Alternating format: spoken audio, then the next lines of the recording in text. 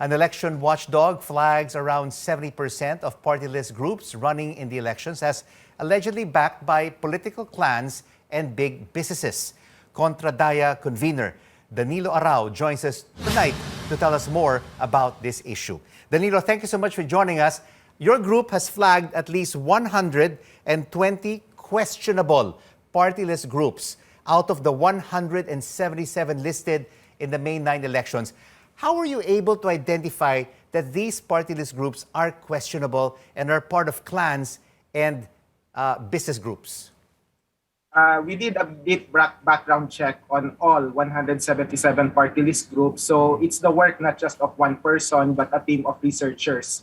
So we tried our best to look for available information based on the track record of the party list groups. And we've also paid close attention to the various party list nominees identified in their certificates of nomination and acceptance. So through our researchers, we're able to provide 6 classifications or 6 categories. First would be, as you noted, the membership in political clans, their identification with big businesses, unclear or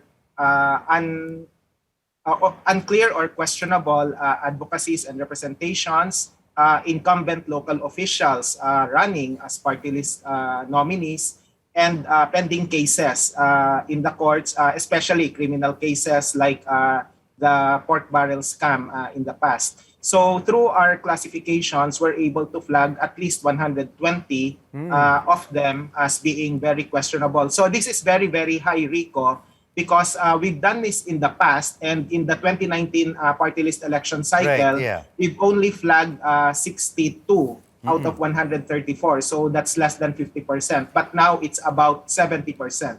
So it's a high level of bastardization, I'm sorry to say.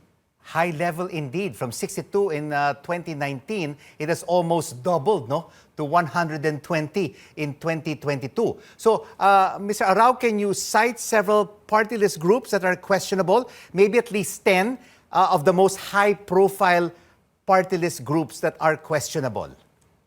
Okay. We can cite as an example AXIS, which was the top-notcher in the 2019 election cycle. It has been flagged not just once but also thrice because of their association with the Tulfos. And not only that, the fact that there was controversy surrounding one of the nominees, Erwin Tulfo, because his show benefited from the 60 million contract with the Department of Tourism, whose secretary at that time was his sister, Wanda Teo.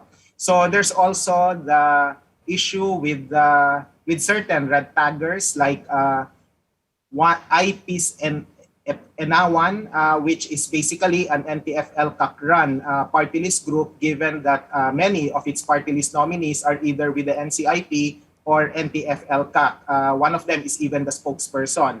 MOCA is also questionable in the sense that their first 2 nominees are identified with NTF-LCAC. And let's not forget Abante Sambayanan, whose first nominee is Jeffrey K. Eric Celis, who is also identified with NTF-LCAC and has been red tagging several people, including me, in their shows on another network. So these are some examples, Rico. We can also cite, what else? What about business group examples? Sorry. What about business group examples? Yes. Danilo. Yeah, I was going to that. Thank you. We can identify CWS, which is basically a worker solidarity party list. But if you look at the profiles of their party list nominees, these are basically high-level company officials. So they are not really workers in the strictest sense of the word. So these are some of the examples, Rico, of the party list groups that we've flagged.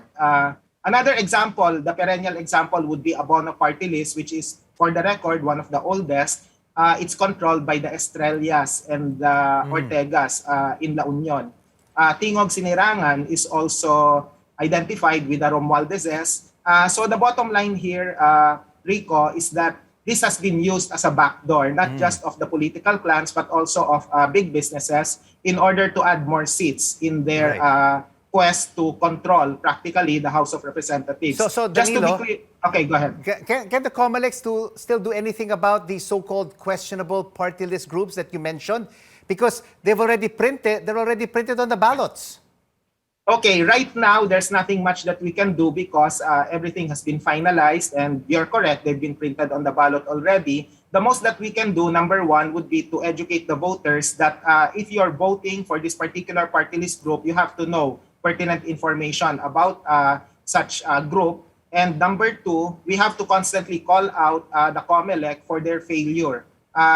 If we want to use a Filipino, question here, paano sila nakalusot? How were they able to, get past the scrutiny of the COMELEC? They cannot just continually invoke the Atong Paglaom case in 2013 because as a quasi-judicial and quasi-legislative body, they can provide more screening processes and stricter vetting processes in order to ensure that the party list nominees at the very least would really represent the sector that they claim to champion. And if these party list groups are voted in the Congress, they can influence bills and they can be controlled by the executive branch.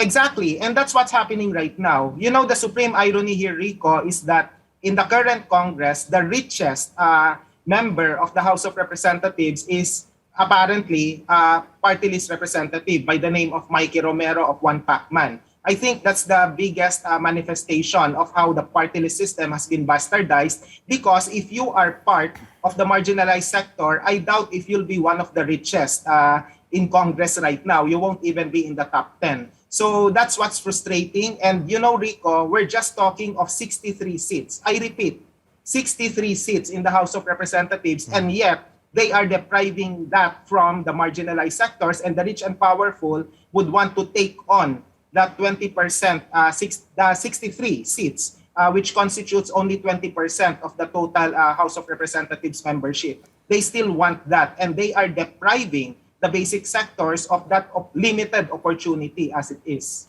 Kontra Daya convener Danilo Arao, thank you so much for joining us on The Final Word and enlightening us on these questionable party list groups.